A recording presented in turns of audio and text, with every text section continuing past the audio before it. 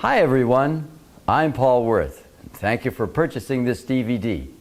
My greatest hope is that you'll get something out of studying this that you can really use in your piano teaching.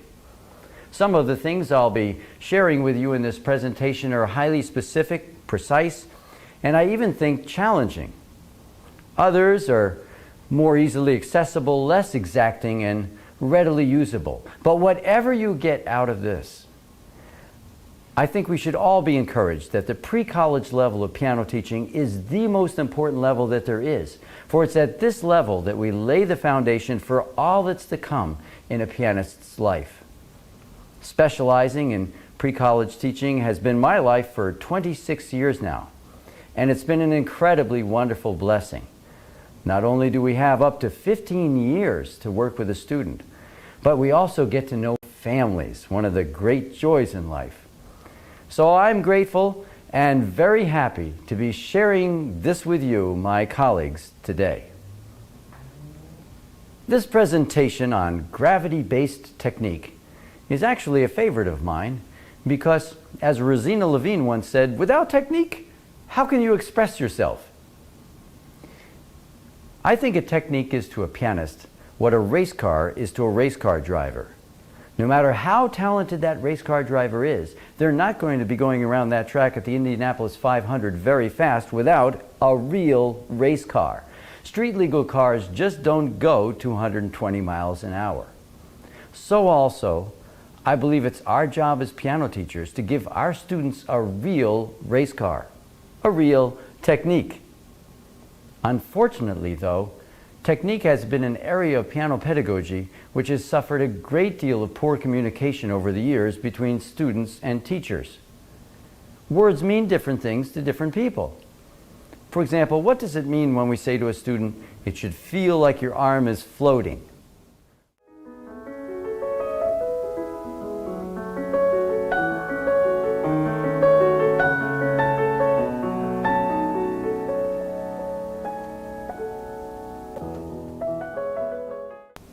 Or it should feel like you're stroking the keys.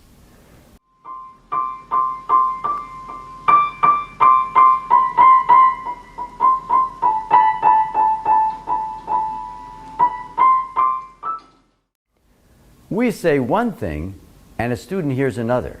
So it goes without saying that we need to be as precise as we can be about what we mean and how it's doable in an applied reality. Because the truth is, technique is a feeling, and whether we thought about it or not, each of us has our own method of playing, our own complex set of psychomotor commands and responses, which when we put our hands to the keys is all wrapped up into one big feeling.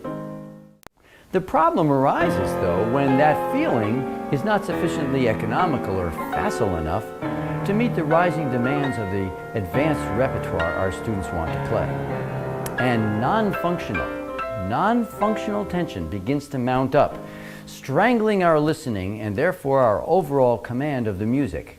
At worst, grinding it to a halt, or at least boxing it into a kinesthetically stenciled performance.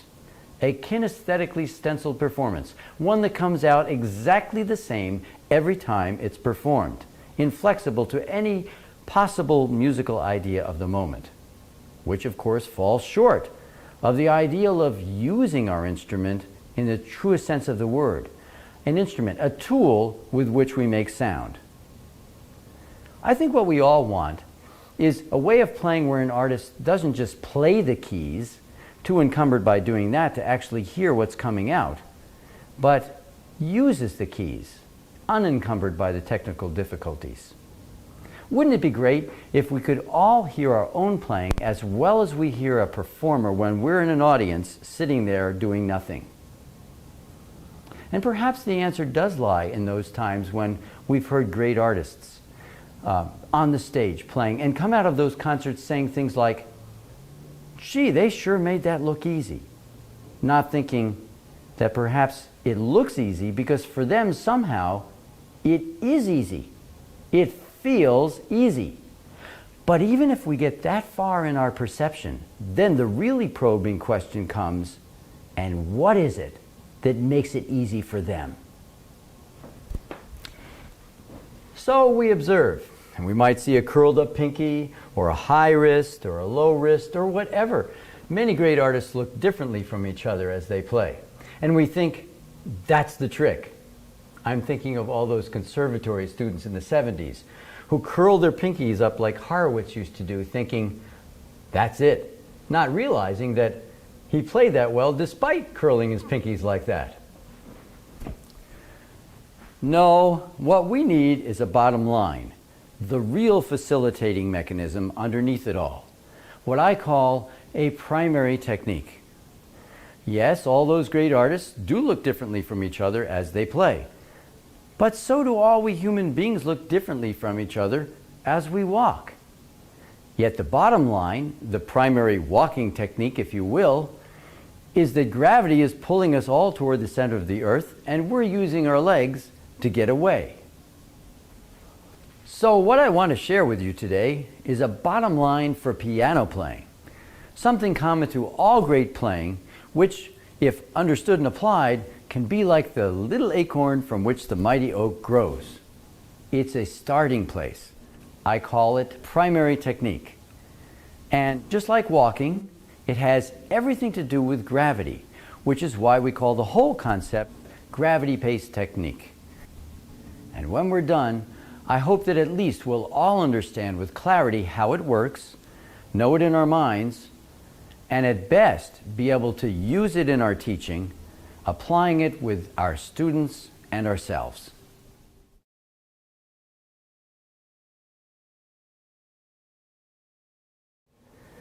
Primary technique zeroes in on using the least amount of effort to perform the two most fundamental articulations of legato and staccato, using the least amount of physical effort to perform legato and staccato, beginning with legato, because you walk before you run, skip, hop, and jump.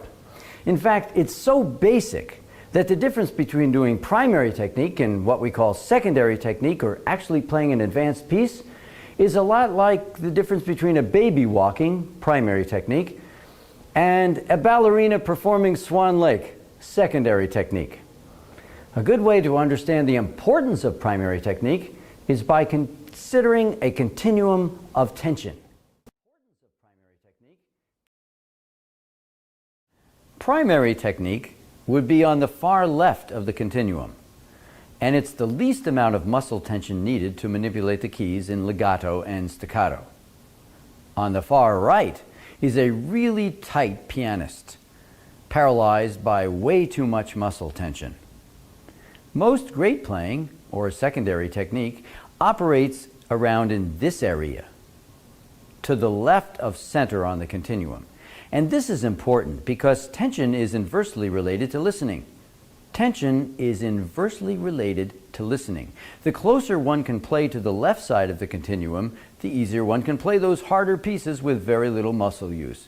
And the easier it is then to hear what's coming out of the instrument. And the more we can hear, the better musicians we can be. The fact is, as I think we've all seen from our teaching, starting with a student who has too much muscle tension past the center point to the right and attempting to move them to the left by telling them to relax, or even by asking them to imitate fluid motions without eliminating their underlying non-functional muscle tension, is pretty much like asking a man carrying a piano up a flight of stairs to perform a pirouette. It's not going to be pretty. So we start on the left with primary technique. And involves lots of thinking and experimenting and exploring the two-part mechanism by which it works. Those things we actively use and those we don't, disintegrating them from each other.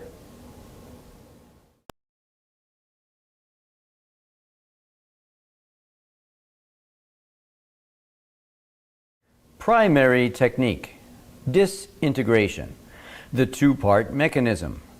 1. Relaxed arm. Relax or let go of the biceps, triceps, and all other unused muscles. The arm then is affected by gravity and has weight. We don't actively use the arm. And 2. The wheelbarrow. isolation of tension, functional tension, at the fingertips and under the wrist through the flexor digitorum profundus to support the weight of the relaxed arm on the key bed.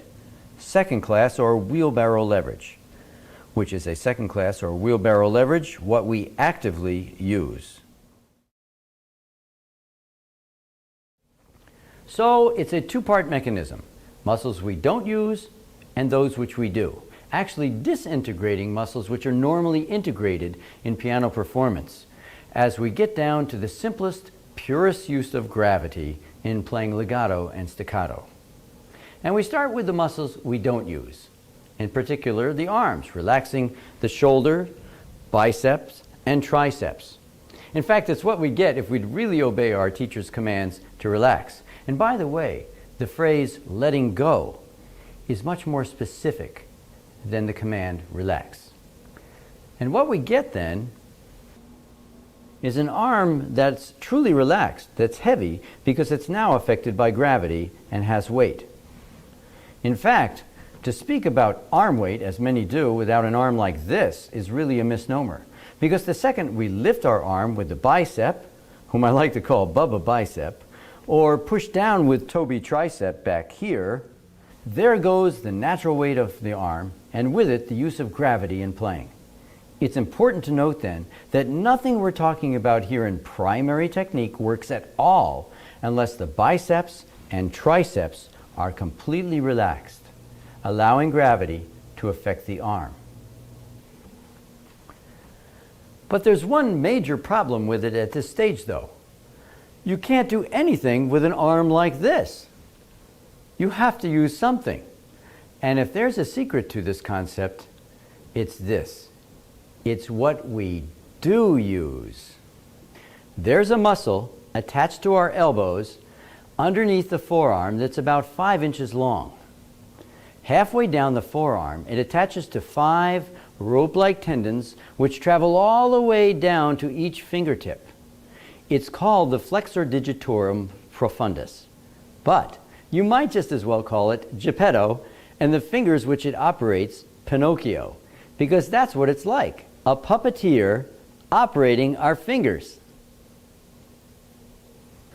And just like we can learn to wink with one eyelid without the other, or disintegrate our eyelids, we can use this while Bubba bicep and Toby tricep are sleeping, like so. We can also flick our wrists like this, not involving Bubba or Toby at all. Even if we put this arm to rest on a surface like this, where it's hanging like a hammock between the shoulder where it's attached and the wrist where it's supported on the surface, we can still wiggle those fingers without affecting the weight flow from the relaxed biceps and triceps. In other words, if this surface disappeared, the arm would still fall. Of course, we can also still flick that wrist without using Bubba or Toby. And from here, it's a very simple but profound step to turn Pinocchio upside down, where that flick of the wrist becomes a second-class lever, just like a wheelbarrow, like this, hoisting the weight of the relaxed arm up into the fingertips, like the wheel of a wheelbarrow. And this is the step where we need to take enormous care not to let Bubba bicep or Toby tricep wake up and help out, which can't be emphasized enough. Any use of the bicep or tricep in this part of the primary technique process is unacceptable.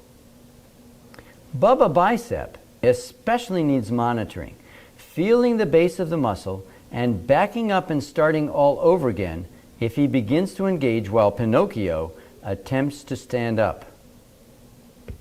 Please note also that there's a significant tilt or slant to the hand outward.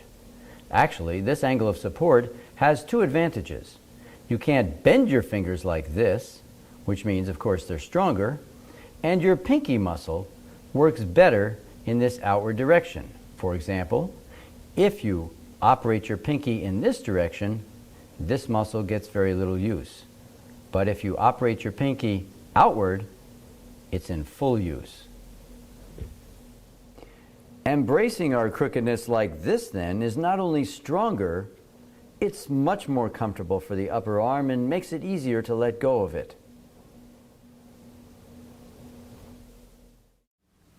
This is how the system looks in a simple diagram. This is Stix Sitnupski, sitting at a table with his arm hanging like a hammock between his shoulder where it's attached and his wrist supported at the edge of the table. He's sitting close enough that his hand naturally falls on the table's edge, and his forearm is either at a very slight upward slant or parallel to the floor. Gravity, the unseen but powerful force, is at work, making Stix's arm heavy, as long as Bubba Bicep and Toby Tricep are asleep. Underneath his forearm is Geppetto, whose puppet strings run all the way through the hinge at Stix's wrist to his hand and fingers, which are at rest on the table, aka Pinocchio. As Geppetto activates Pinocchio with tension, starting at the fingertips first and then running through the hinge at his wrist, it sends his fingertips downward. They meet the table, and Stix's wrist is thus hoisted up from underneath in a wheelbarrow second-class lever.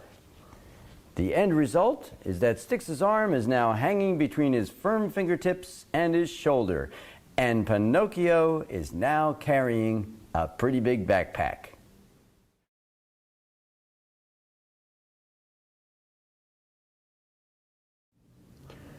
So here's Pinocchio carrying the weight of the arm all by himself on the fingers 3, 4, and 5.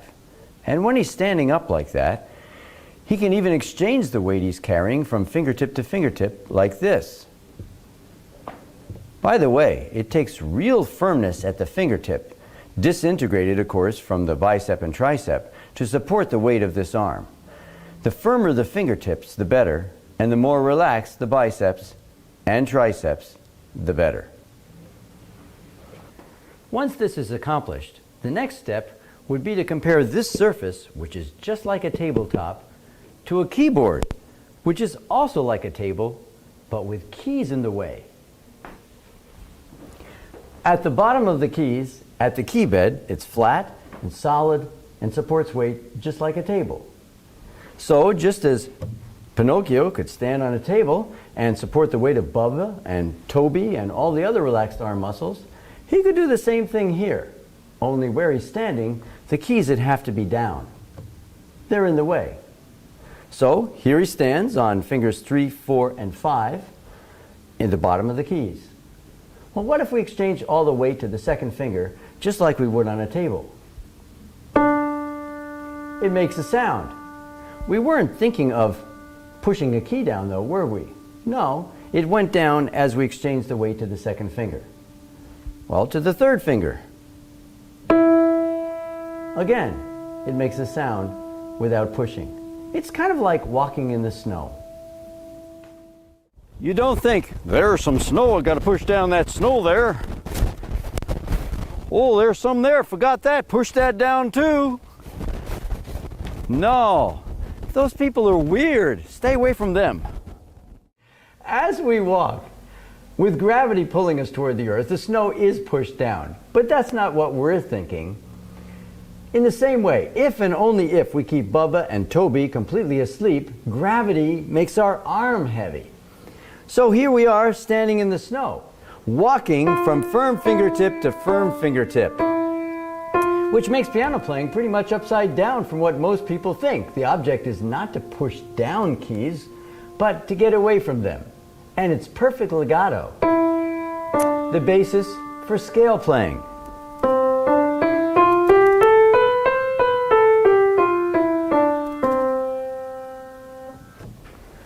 Done with gravity and the least amount of effort possible, at the far left of the tension continuum.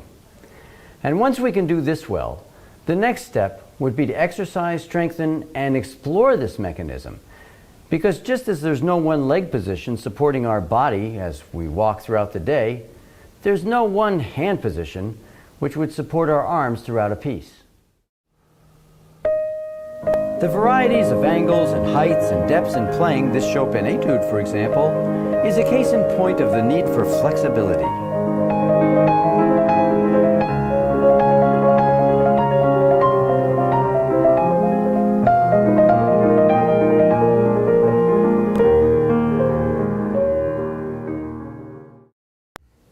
The weight flowing through the wrists and fingertips in such a piece should be like water flowing down a mountainside.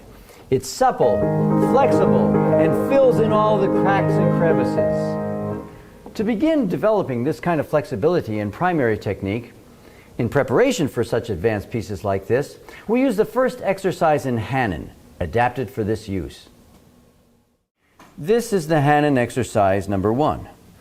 But it's now 2 octaves apart with the right hand beginning on middle C because our hands more comfortably fall 2 octaves apart. And the rhythm has been changed to 2/8, a quarter, and a half note with a fermata, all going quite slowly to allow time for letting go of muscles. And it looks like this. Sitting up tall and close enough that the hands naturally fall on the keyboard, we lift the forearms and hands with the biceps and then let the arm fall on the first note at the lowest support. Immediately, the wrist and fingers begin the exercise by hoisting through the 8ths and quarter to the half note, where at the top of the hoist we take lots of time to let go of all unused muscles. The shoulders, biceps, triceps, all unused fingers, and even jaw and face muscles must be completely relaxed, with tension only in supporting fingers, under the wrist, and in the lower trunk. When all is done, Geppetto and Pinocchio also relax, and the wrist falls back down as the process begins again. Points to remember: sit close enough and at a height where the forearm will be parallel to the floor. Breathe in the diaphragm. Totally relaxed upper arms and shoulders, arms like hammocks, triceps fully relaxed. Firm fingertips with a natural tilt in the hands. Go slowly. Take time to let go. Hoist high for good exercise. Stop at the top to let go of unused muscles again. If the keys disappeared, would your arm fall? Pinocchio's kind of like a horse, and the upper arm is the cart. Don't turn on the engine in your cart and run over your horse.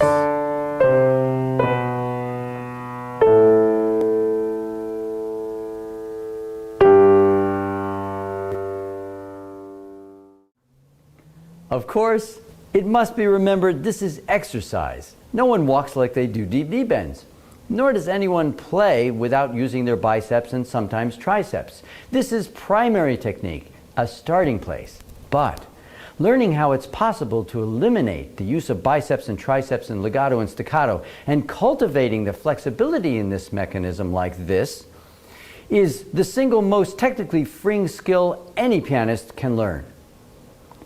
Which brings us to the other side of the primary technical coin, so to speak, the other fundamental articulation of staccato, also done without the biceps or triceps. And it works like this.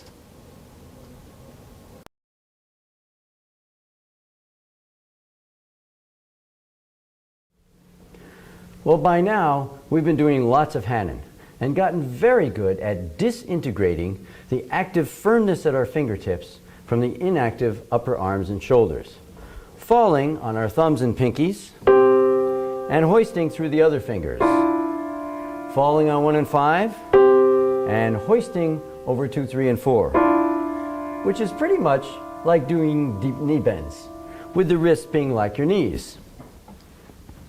And just like deep knee bends, if we come back up faster and faster still, and faster still, we actually end up hopping. And we don't have to worry about coming down because of gravity.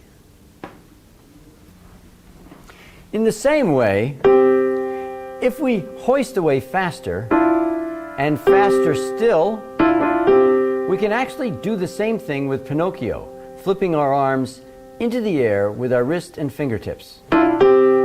It's kind of like the fish in the bottom of the boat. Here's the fish, the same relaxed arm as in legato. And here's the flipper, our wrist and fingertips, flipping away from the bottom of the boat. And if, and only if, we keep our biceps and triceps completely relaxed, disintegrated from our flipper, Mr. Pepe Pinocchio here, the arm will fall back down because of gravity, like so. We don't have to worry about coming back down, only getting off and off. Of course, you want to be sure to sit close enough to the keyboard so your arm doesn't fall off when you come back down. Even an inch in either direction can disturb the function because Bubba and Toby can't adjust. Remember, they're sleeping.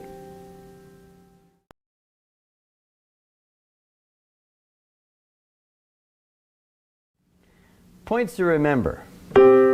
Keeping the upper arm fully relaxed, we flip or thrust the arm away from the keybed with a quick contraction of the wrist through the fingertips. Sit close enough so that the hand naturally falls on the keys. Use the same relaxed arm as we did in legato and think off. The wrist then freely falls back down. And remember the fish.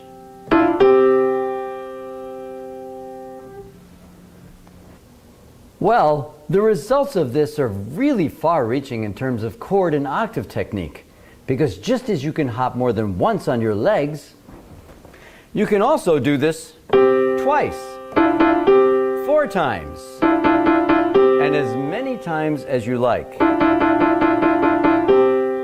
The beauty of it is, for every chord you only exert energy once, getting off, because Pinocchio's in control, not the biceps or triceps. Pianists, on the other hand, who play chords and octaves controlled by the biceps and triceps, exert energy twice for each chord, pushing down with the tricep and lifting up with the bicep for each, resulting in a diminished facility and locking of the muscles, causing fatigue when speed is applied. With gravity-based primary staccato technique, however, the biceps and triceps aren't used at all, cutting the active muscle groups down by at least 50%. And that's almost a miracle. Fast chords are far easier with the use of gravity.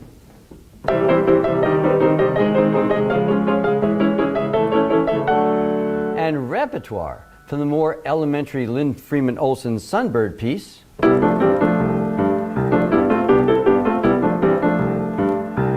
to the advanced Rachmaninoff G minor prelude,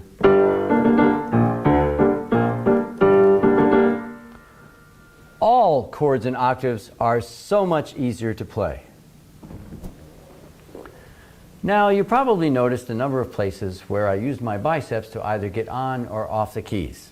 Well, that's secondary technique, or what we do for the majority of time when we're actually playing. The reintegration of the biceps and triceps. Only now we know when and how we're using them, and it will be the subject of our next video.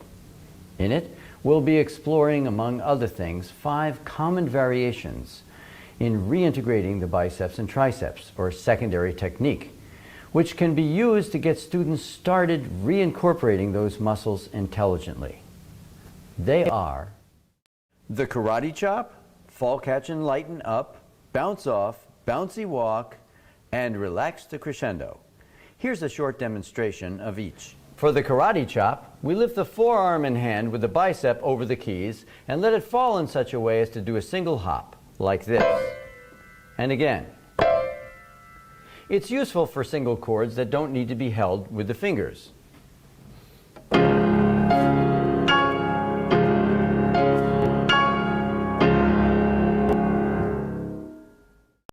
The fall catch and lighten up begins the same way as the karate chop, only Pinocchio doesn't hop off the bottom. He just buoyantly catches the weight, after which Bubba immediately lightens the weight load by taking it up, freeing the hand to let go, yet still remain in the keys.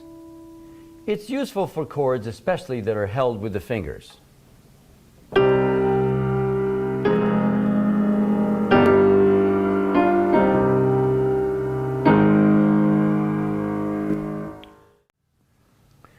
bounce off can be generated from legato, such as in the Hanon exercise, where instead of normally gradually hoisting after the fall, the wrist quickly does a hop, like this.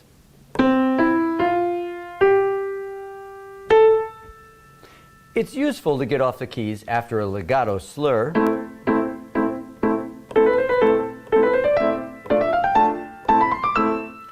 and in more advanced repertoire,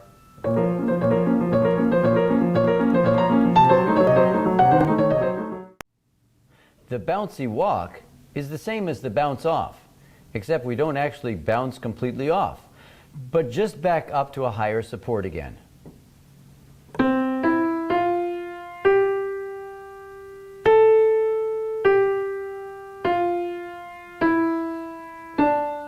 And so forth. It's useful in slower legato passages, especially for emphasis.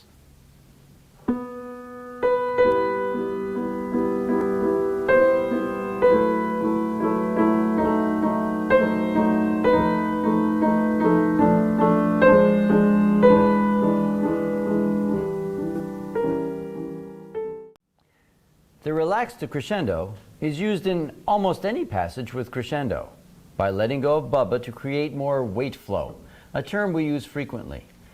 It can be shown to students by starting a 5-finger pattern lightly, and then relaxing bubba to crescendo, and then lightening them up to decrescendo. It's used in countless places. Let go, lighten up, let go, lighten up, let go, lighten up, let go, lighten up, and so forth. The repertoire we use to explore the application of secondary technique includes Hanon, the Virtuoso Pianist, complete; Czerny, the School of Velocity, Opus 299, number 9; Czerny, the Art of Finger Dexterity, Opus 740, number 40; and especially for younger students, we use Clementi Sonatinas, Opus 36, Burgmüller, 25 Easy and Progressive Studies, Opus 100, Moszkowski Tarantella, Opus 77, number 6, and the Etude in F major, Opus 72, number 6. From there, secondary technique can be just as complicated as ballet. And it's even a great joy working out the passage work, mano-choreographing the weight flow. But the starting place is definitely primary technique, the little acorn from which the mighty oak grows.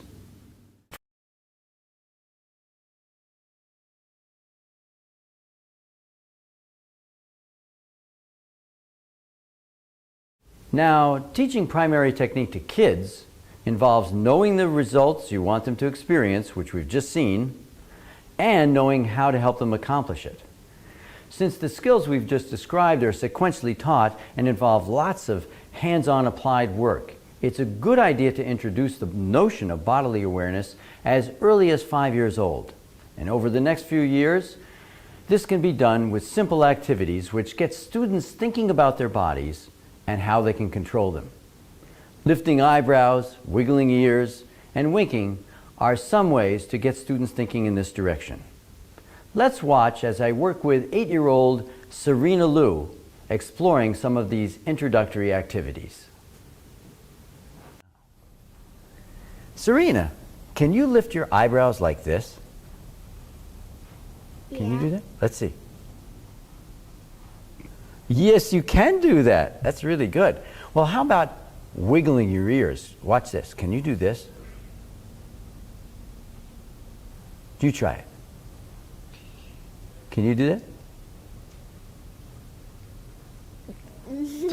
It's really hard to do that, isn't it? Well, that's something to practice. How about winking one eye without the other? Can you do this?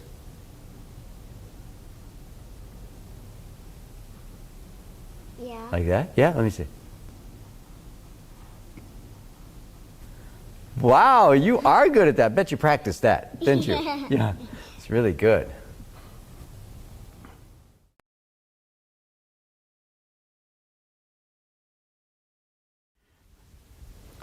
The next step would be to get students specifically thinking about and learning how to control their arms, fingers, and hands. letting go of Bubba bicep and Toby tricep to achieve sleeping arms, while learning how at the same time to activate Geppetto and Pinocchio and ask for peanuts with their elephant trunk-like arms. All of these skills are necessary in gravity-based technique. And again, there's no rush in learning them, as we have all through elementary school to be thorough and exacting. Serena, have you ever lifted up anybody's arm while they're asleep? Yeah. You have? Maybe your sister Cindy? And did you notice that when you lifted it up, it's kind of heavy? Mm-hmm. Yeah, it's kind of fun to do that, I think. Here, I'll make my left arm go to sleep and see if you can lift it up while I have it sleeping. Lift it up. How's it feel? Heavy. It feels heavy, doesn't it? Can you let it go? Wow. It falls right down, doesn't it, when you do that? Okay, let's try to do that with your left arm, okay? Let your arm just go to sleep from inside, and I'll pick it up and see if it's asleep. Oh, yes, it's really sleeping well. See, it falls down just like mine did. You know, actually, your arm probably feels really light to you right now, but it's not. It's a lot heavier than you think it is. It's heavy like mine. Very good. Well, let's see what we can do with this kind of arm. Yeah.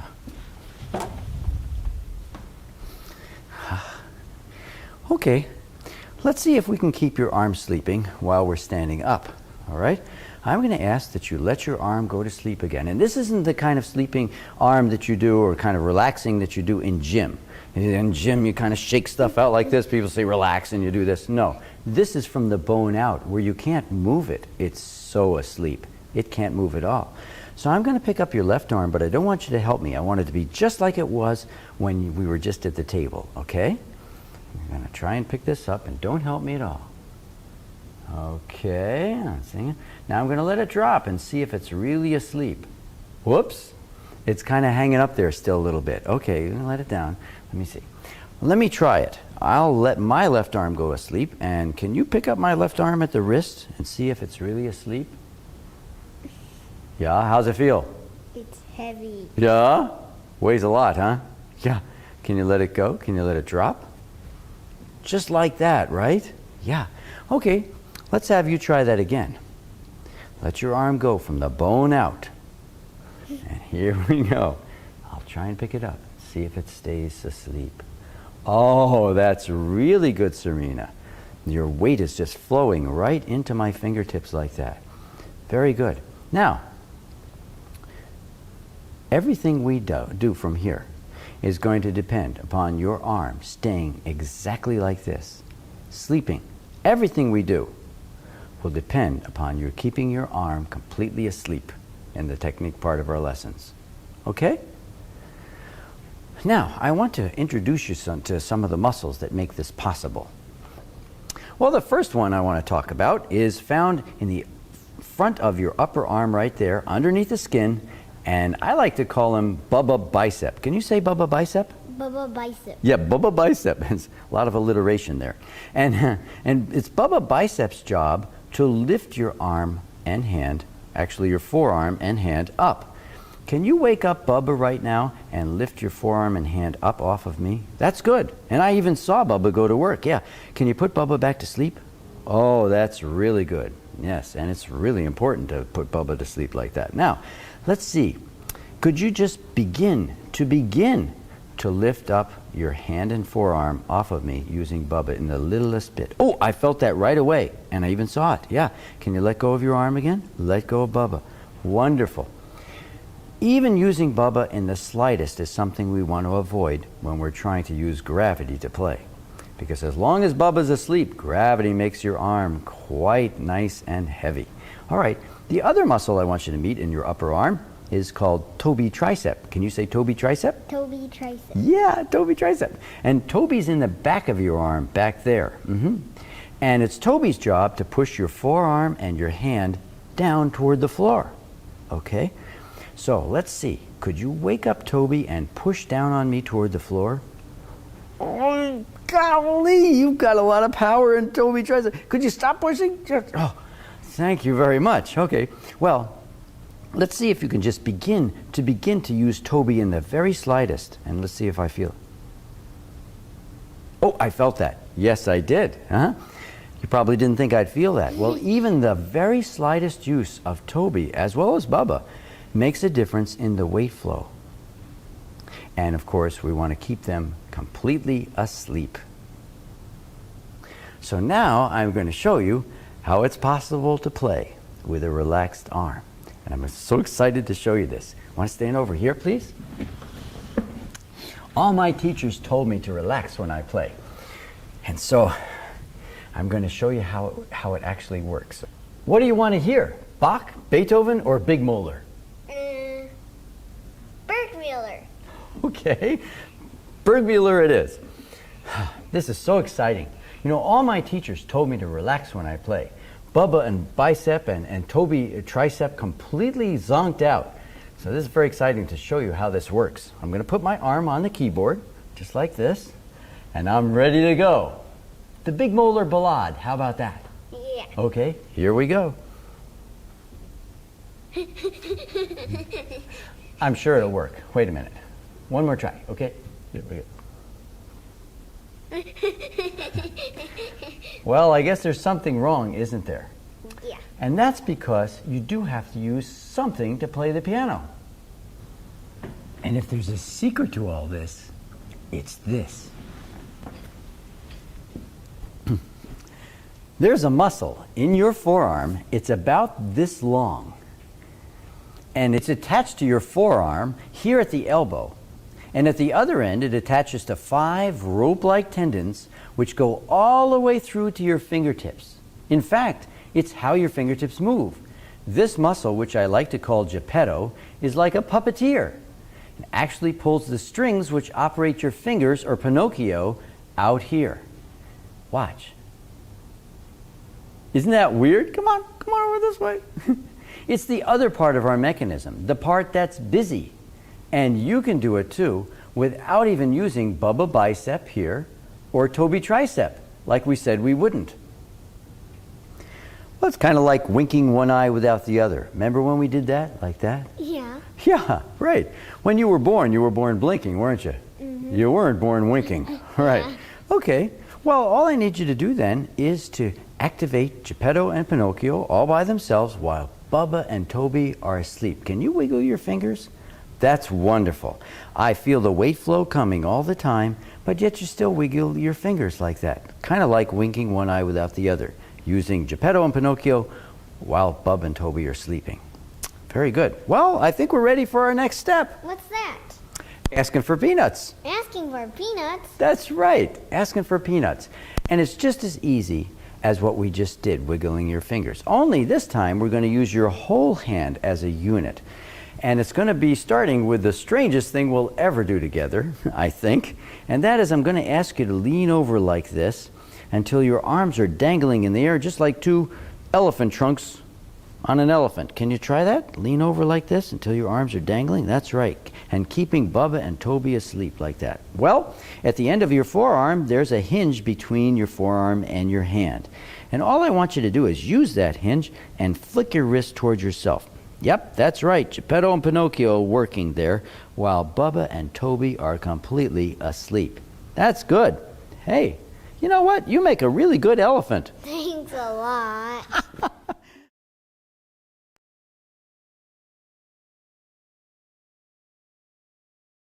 Well, let's go over to the piano now and see what we can do with this new 2-part mechanism. Bubba and Toby asleep while Geppetto and Pinocchio are working. Here we go. Can you sit here just like I'm sitting, up tall on the edge of the chair, with your arm resting on the fall board, exactly like this? Try it. Whoa. That's good. Oh, wonderful. Bubba and Toby are completely sleeping there, and Geppetto and Pinocchio are asleep. Now, notice I'm putting my hand on your forearm and my wrist on your wrist and my forearm on your hand. Okay, do you feel the weight of my arm on yours? Yeah, very good. Okay, now, you remember that we were just standing over there flicking our wrists. Remember that? Mm-hmm. What I'm going to do now is, in my brain, what if I did the same thing? Is I flick my wrist in my right hand. Well, what's going to happen is very strange. My fingertips have no place to go. They'd usually go down, wouldn't they, if I flicked like that?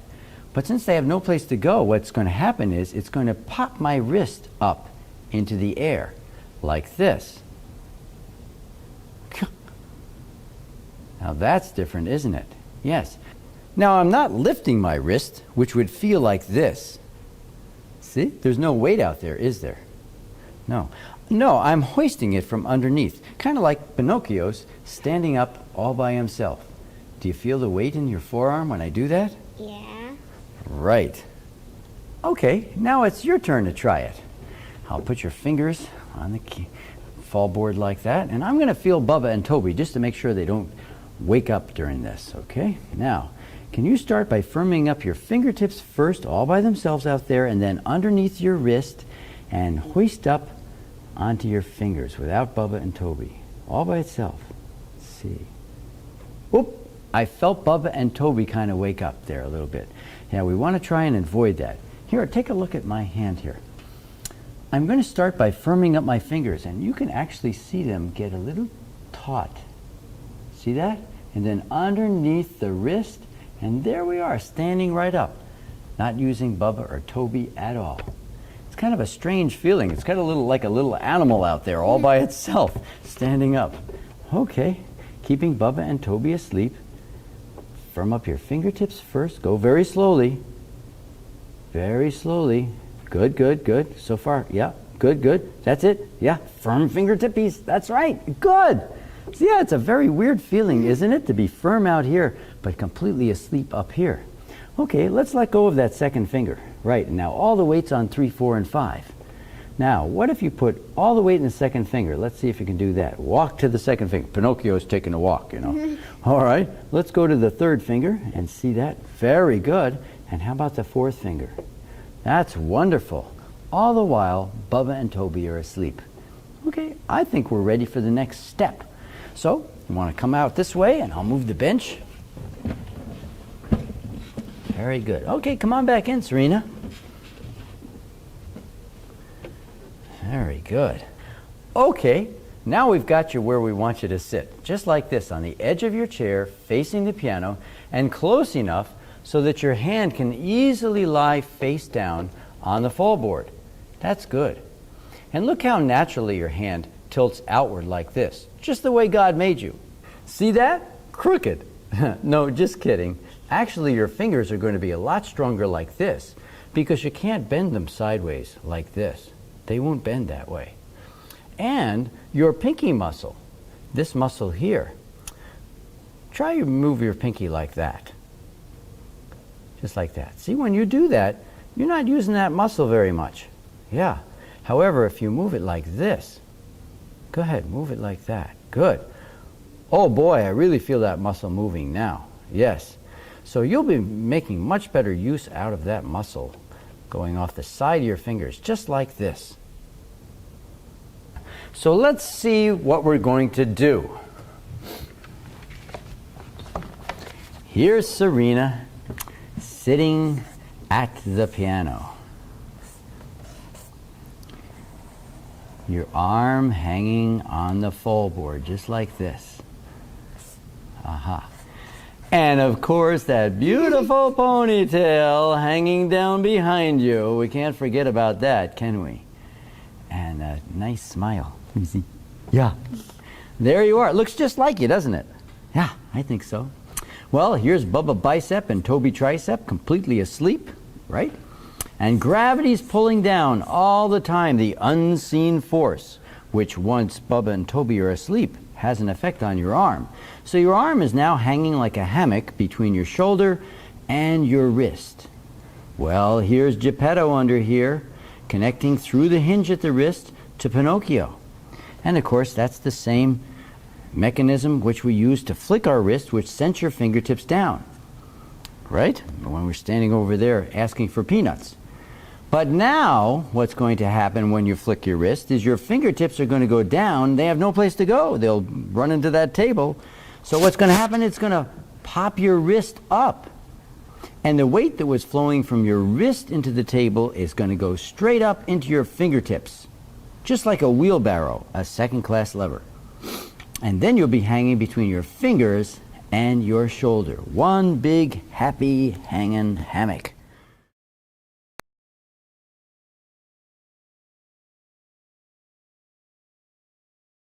Slowly firming up your fingertips first and then underneath your wrist to hoist up from underneath. And I'm going to feel Toby and Bubba while you do this. Okay, let's go very slowly and start firming up your fingertips first and then hoist away. Like, ooh, I just felt Bubba wake up. Yeah, let's back up and start all over. Remember, Bubba has to stay completely asleep. Think hard now, just Pinocchio out here without Toby or Bubba. Here we go. Very slow. Good. Firm up your fingertips first underneath your wrist. Oh, that's really good. Oh, that's wonderful. Yes. Your arm is just hanging between your shoulders and your fingertips, just like in that stick figure. Okay, now I'm going to lift up your arm at the wrist and see if it's really asleep. Oh, that's terrific, Serena. Now I'm going to put it back down again. Can you firm up your fingertips first and then underneath there? Good. Keeping this completely asleep. Good. Now, can you let go of your second finger? Thank you. Very good. Now, can you put all the weight on the second finger? Walk to 2. Good. And then walk to 3. Yes, a little higher hoist underneath. Walk to 4. And then back to 3.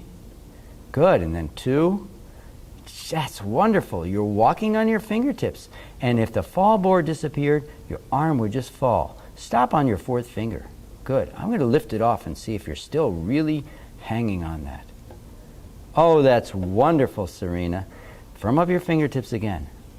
This is what it feels like to support your arm on your firm fingertips. The firmer these are, the better, and the more relaxed that is, the better. Bravo! Let's watch now as I take Serena to the piano, sequentially mastering each step until the Hanon exercise, or legato, and the hopping, or staccato, are accomplished.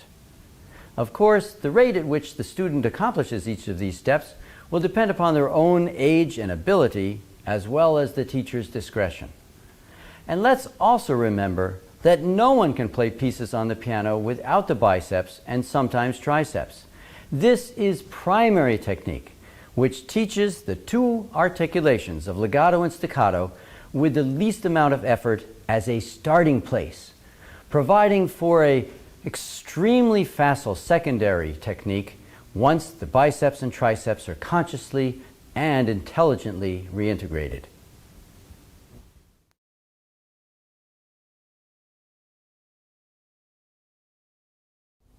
Well, Serena, what's the difference between a tabletop or the fallboard top and a keyboard? I don't know. Well, think about it. At the bottom of the keys, it's flat and it supports weight just like a table does. So, if I let my arm completely go and activated our support mechanism under here, our Pinocchio, I could be standing on the keys right here, but where I'm standing, the keys would be down, wouldn't they? Yeah. Yeah. So I've left my second finger out of this. My 3rd, 4th, and 5th fingers are supporting my arm, completely sleeping Bubba and Toby. What if I put all the weight in the second finger? What do you think will happen? It'll make a noise. Yeah, it's going to make a noise like that. But I wasn't thinking of pushing down the key. I was just walking to my second finger, and the key was in the way, and it made a sound. Now I'll go to my 3rd finger. There, it made another sound. Not thinking pushing down, but just walking. It's kind of like walking in the snow. You know, when you walk in the snow, you don't think, oh, I got to push down that snow there. Oh, there's some I missed. Push down that too. No, that's kind of strange. People who think like that are weird. Stay away from them, right? No. We're walking by falling forward and catching ourselves with our feet, right? Gravity's pulling us toward the center of the earth and we're getting away.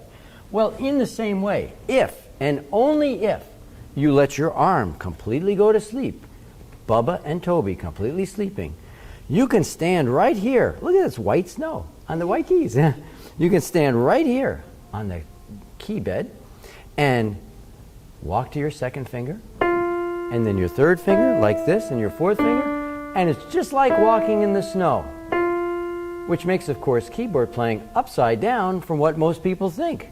Most people think I have to push down the key. No, au contraire, mon ami, you know, it's upside down. We're just carrying our hanging arm on our firm fingertips, like that.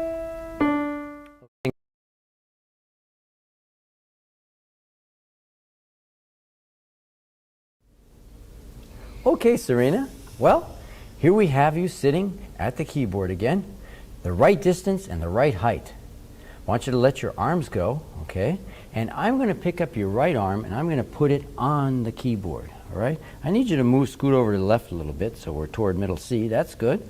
And let that arm completely go to sleep. Bubba and Toby completely sleeping.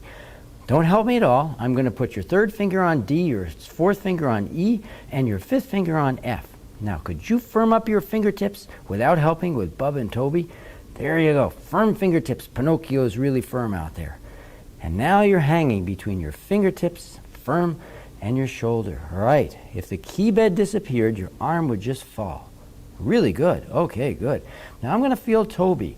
Now I want you to walk to that second finger, and when you do, make sure you don't do any pushing with Toby, okay? Go ahead. Ooh, I just felt Toby really give quite a push there. Try to the third finger without a push. Oh, another push in there, okay? Let's try this. Would you just slide over to the right? And I'm going to sit down here right by you. And what I want you to do is, I want you to feel Bubba with 3, 4, 5 in your right hand, and in the left hand, 3, 4, 5 into Toby. Really firm press. That's right. Now, do you feel me lift my arm a little bit? Yeah. Yeah, you felt Bubba working. Do you feel me push into the keys with Toby? Mm-hmm. All right, now, this is what I want you to do. Watch, I'll walk to the second finger. Did you feel Bubba or Toby? All right, now I'll go to the third finger. Bubba or Toby? Absent, huh? Mm-hmm. How about fourth finger? How about third finger? Yeah. Yeah, I did it, didn't I? Yes. Now, how about second finger? No. No, that's really good. You are really feeling that well. Now, it's your turn. Slide back over toward middle C. That's good. And now I'm going to lift up that right arm, let Bubba and Toby sleep, okay? And we'll put you at the bottom of the keys, D and F, and you firm up the fingertips, good. Keep this completely asleep, lean forward just a little bit so your hand naturally falls right there. Good. Now put all the weight in the second finger. Go ahead, walk. Oh, that was great. That was great. Let's go to the third finger. Wonderful. I really believe if the key bed disappeared, your arm would fall. Let's go to the fourth finger. That's good. Back to the third finger. Really firm fingertip. Boom. Yes, right. And 3. That's good. If the key bed disappeared, your arm would fall. Wonderful. Stay right there. I'm going to lift up your arm, see how sleeping it is.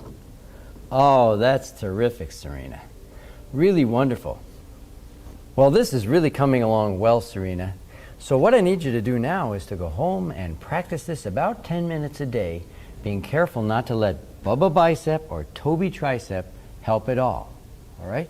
And Mom, when you check her, I'd like you to use your third, fourth, fifth fingers and press into Bubba and at the same time into Toby without disturbing the weight flow back or forth, and feel and make sure those muscles stay asleep. And we'll see you next time. Well, hello, Serena. Welcome back. Come on over and sit down at the keyboard here with me, please. Thank you. All right, very good. Well, today's the day we're going to hopefully learn how to exercise your wrist and fingers a little bit. Okay, but first I'd like to check what you've been doing since I last saw you. So, keeping your arm completely asleep, I'm going to put it back right where we ended up last time on D, E, and F. Just like that. And firm up those fingertips and let go of your arm like this. Good. And could you walk then to the second finger? Go ahead. Good. No pushing. Third finger. Fourth finger. Keep walking. Walk, walk, walk. Ooh, that looks good, except for one thing, you're sitting a little low. I'd like for your forearm to be parallel to the floor. Keep walking. That's good. So I'm going to hoist you up here until you are high enough.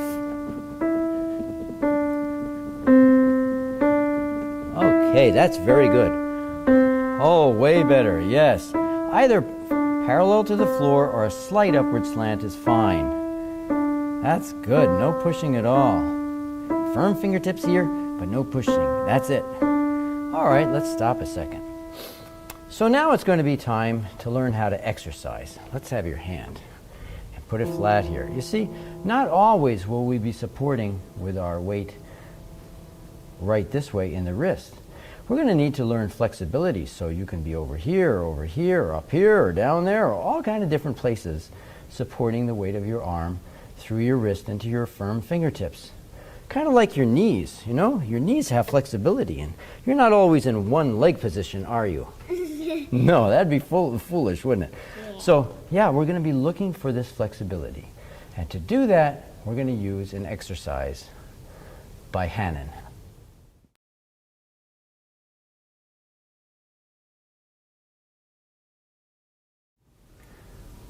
Okay, here we are, ready to exercise your hoister, using this book, the Hannon book of Virtuoso Pianist in 60 Exercises.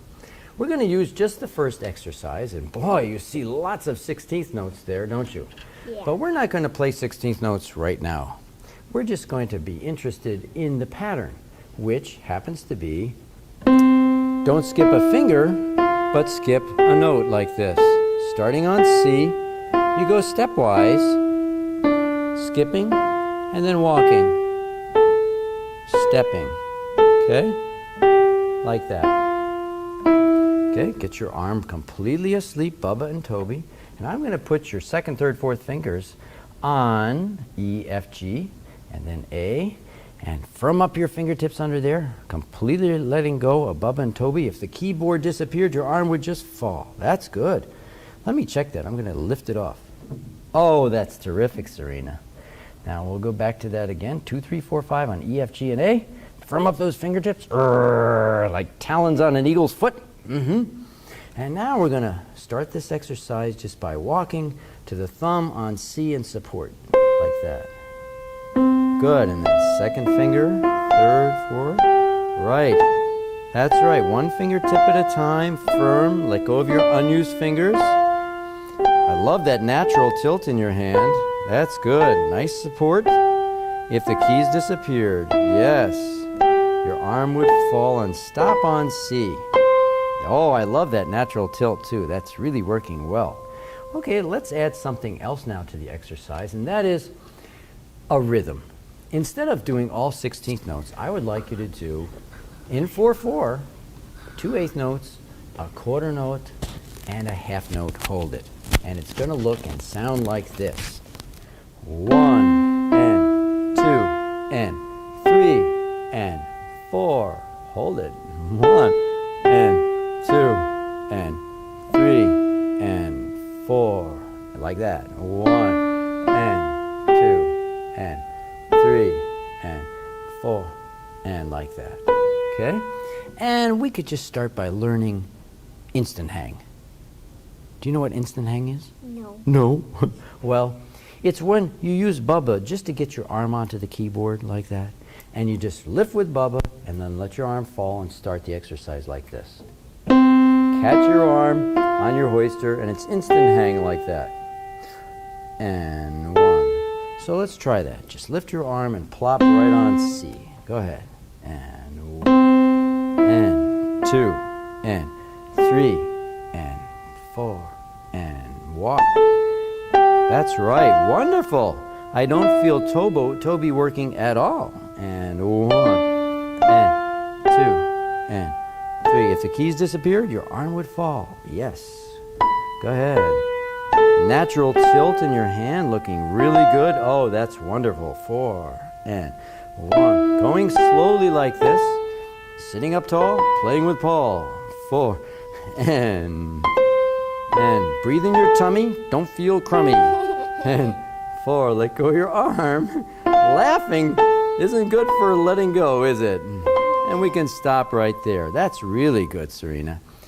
One last thing that I want to do to change this exercise for you is to use your wrist by falling on the first of each of these 4 notes and then hoisting over the other 4, just like walking while you do deep knee bends. That would be a great exercise if you could do it. Walking while you do deep knee bends at the same time, that'd be tough. It would look like this, though, on the keyboard. I lift my arm with my bicep and then plop on there and start right away with a low wrist, and 2, and 3. Hoist way up, 4, and collapse. Right on the side of my pinky, like some kid who never had any lessons in hand position. 4, and collapse, and 2, and 3, like that. Right on the side of my fingers like that, okay? So we're going to try that. And don't worry if it doesn't work right away. Gradually we'll get better and better as we go along. Here we go, lift and plop.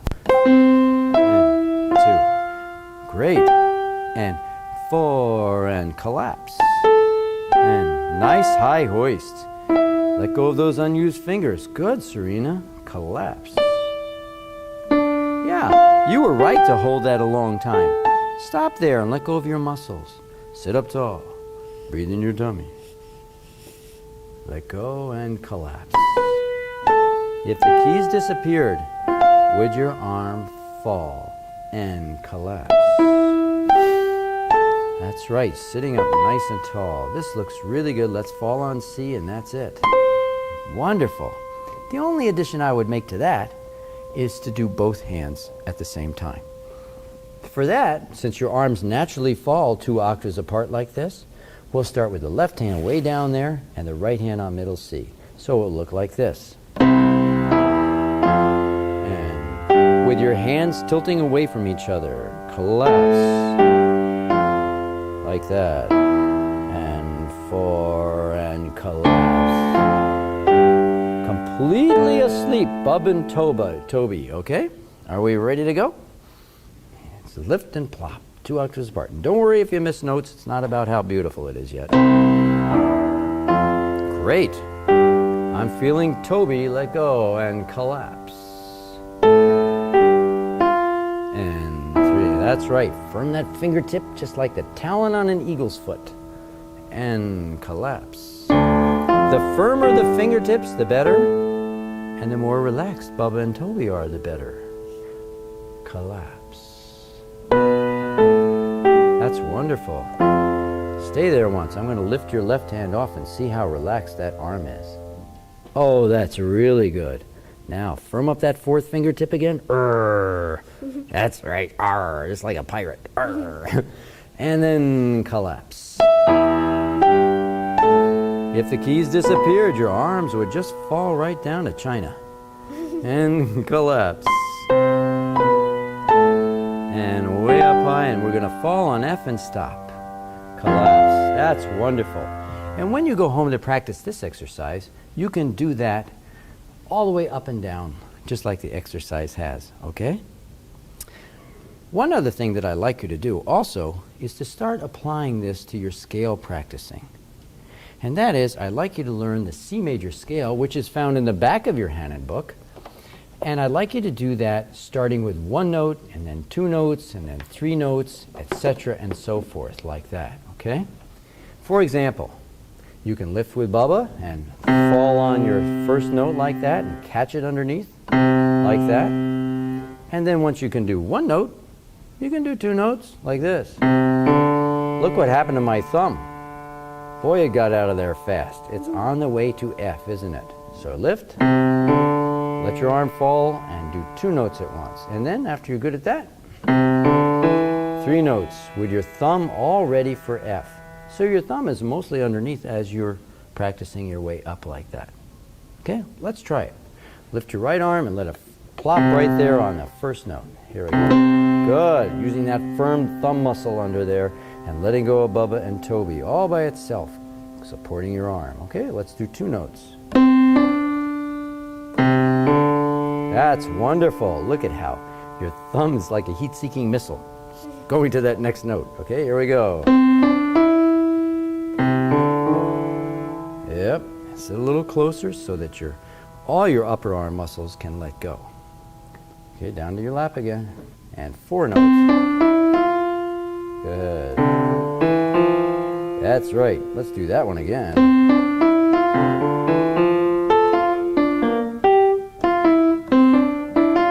Okay, let's go to the F again. There you go. Letting go from that thumb muscle up. Yes, now. Oh, that's so wonderful. And you're not using your tricep at all. You're making a nice big sound. One more time. Go ahead. Go up to the G. Good. Wonderful, Serena. So I would like you to climb all the way up 2 octaves and then back down again. You could do this hands alone. The Hanon exercise number 1, hands alone, and the scale, hands alone, this week. Okay? Good job. At this point, a good idea would be to have the student practice the Hanon exercise, hands alone, about 10 minutes twice a day, being very careful not to push with Toby tricep. And to practice the scale without hoisting and falling about 10 minutes, for a total of about 30 minutes a day.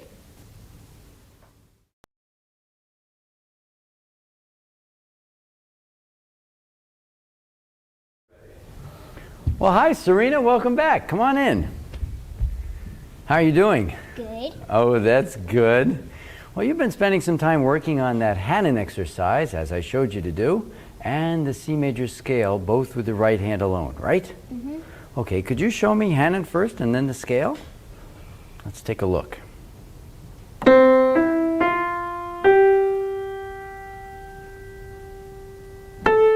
That's really good. I love the way you wait at the top to let go of all those unused muscles, making sure they're still really relaxed. Go ahead. Just check that tricep. Go ahead. Go ahead. Watch out for Toby there. And collapse.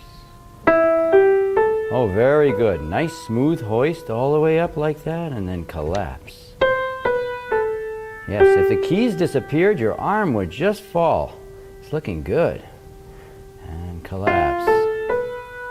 Very good. Stay there once. Oh, I love the straight edge to the outside of your forearm and hand here. There's no angle at all. That's a wonderful angle of support. I really love to see that. Continue on then. That's looking really good. I'm sure if the keys disappeared, your arm would fall. Go ahead. Nice high hoist. Letting go of that elbow. Very good. And stop on E. Wonderful. Wonderful. Well, how about that scale? Could I take a look at that? And let's not go too fast, okay?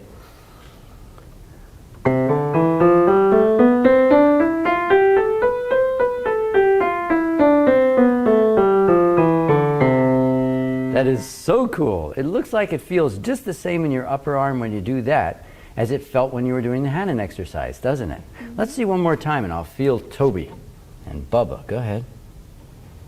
Go ahead.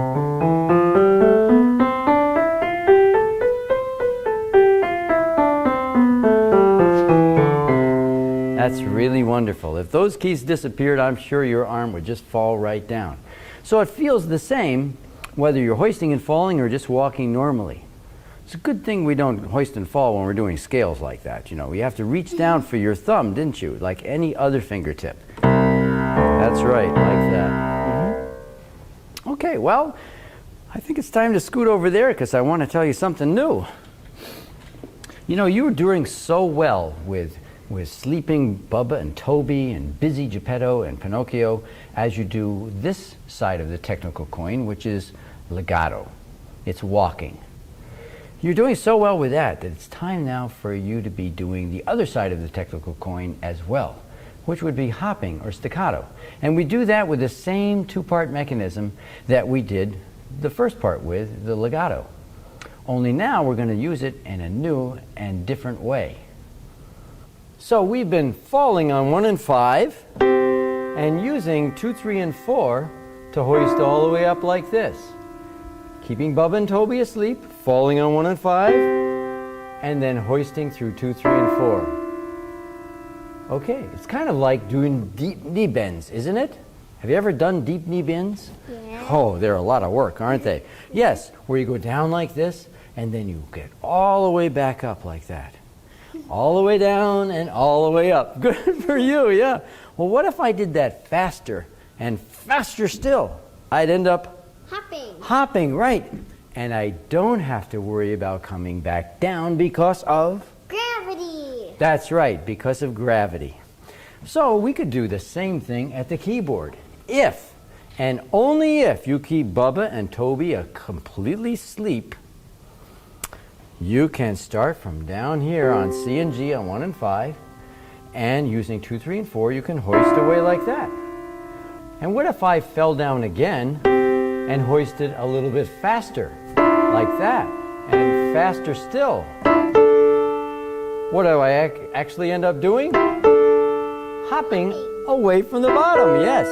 And do I have to worry about coming down? No. Because of? Gravity. That's right. Completely relaxed Bubba and Toby, and very busy Geppetto and Pinocchio. Like that. It's kind of like fishing. Have you ever been fishing? Yep. So you must have seen what the fish does when it gets in the bottom of the boat, right? Yeah. What's it do? Flops around a lot. That's right, it flops around. Well, if you let go of Bubba and Toby, your fish, your arm is like a fish, right here. And here I am at the bottom of the boat, and here's my flipper out here. And all that fish is trying to do is to get out of the boat, like that. Completely relaxed Bubba and Toby. Now, it's going to be your turn next. I want to show you what can go wrong with this. What's wrong with this? You're using Bubby bicep. I am using Bubba by not letting it fall right back down. Okay, what's wrong with this? You're using Toby. That's right, you can hear me pushing into my fingertips, can't you? Well, what's wrong with this? You're not using your hoister. That's very perceptive. I'm not using my hoister. Your hoister is kind of like your knees when you're hopping, isn't it? Yeah. So we want to make sure that all those things are being used correctly. All right, Serena, it's your turn. Oh, that's good. Sitting up nice and tall, Serena. Thank you. And letting go of Bubba and Toby. Could you just lift with Bubba and land on C and G there? That's good. Really good. Now let's start with a slow hoist, going through 2, 3, and 4 very slowly. You don't have to curl your fingers too much. Just like that. It's good, okay? And let's just hoist away without pushing. Nice high hoist. Oh, that's good. Let it fall. Good. Let's do another one. Get all the way off. Yeah. Let it fall. Wonderful. Now let's try this. How about just a little faster? Let go of Toby better. Thank you. And then down. Okay.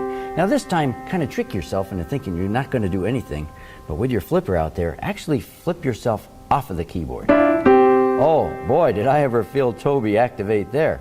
Let's just try it one more time and let go of Toby. Oh yeah. All right, well maybe if we try this, you could help me. Your arm is a bit lighter than mine is, isn't it?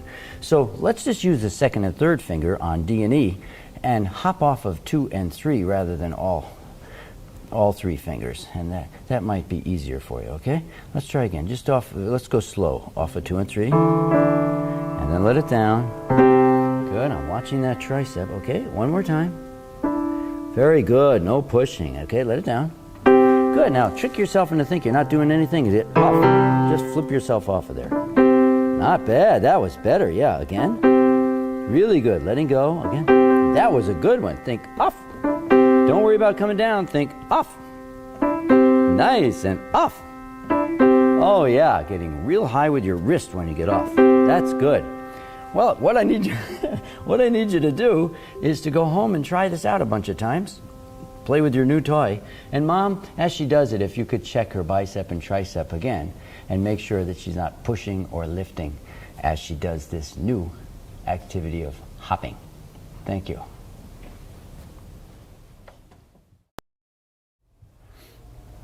Well, hi, Serena. Come on in. How are you today? Good. That's good.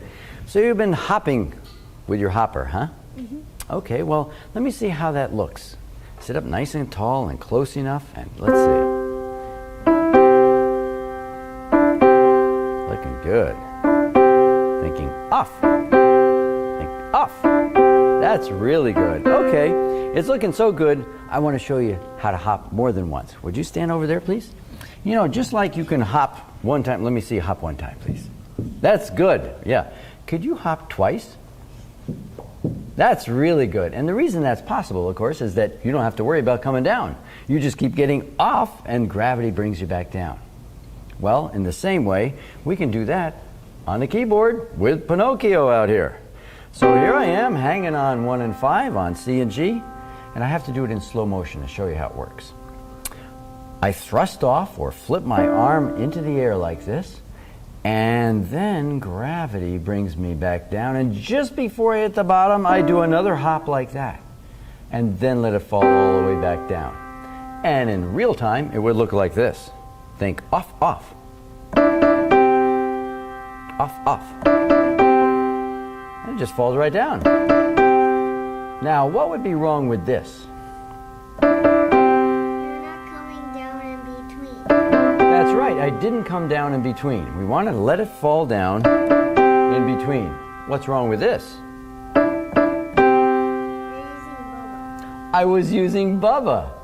You are getting good at this, aren't you? So, what I'd like you to do is give this a try now, sitting up nice and tall and close enough so your hand naturally falls right on the keys. Same arm as Hannon. Sit up close, think off, off. Really good, and let go here. No pushing. Think off, off. Right, really no. All right, very good. Well, let's go over there a second again. Let me see you hop 4 times. You are full of energy today, I must say. You look like a regular bunny up and down there. Well, we could do the same thing on the piano. I don't have to worry about coming down, so I just think off, off, off, off, like this. Like that. And you could start climbing up the scale like this too. That'd be kind of fun instead of staying in one place like that. And stop on F and C. How about that? So lift up and think off, off, off, off. And let your arm fall through each group of 4. Step nice and tall. Let go of Toby. That was a good one. Really good. Let go. Okay, this time I'm going to lift your arm while you're hopping and see how your arm really is relaxed. Go ahead.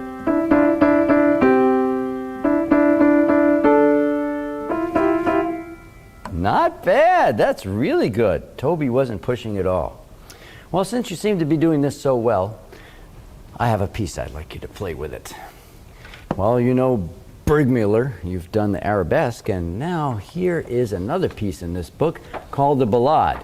It's the piece I tried to play a long time ago when I showed you how you needed to use everything to play, right?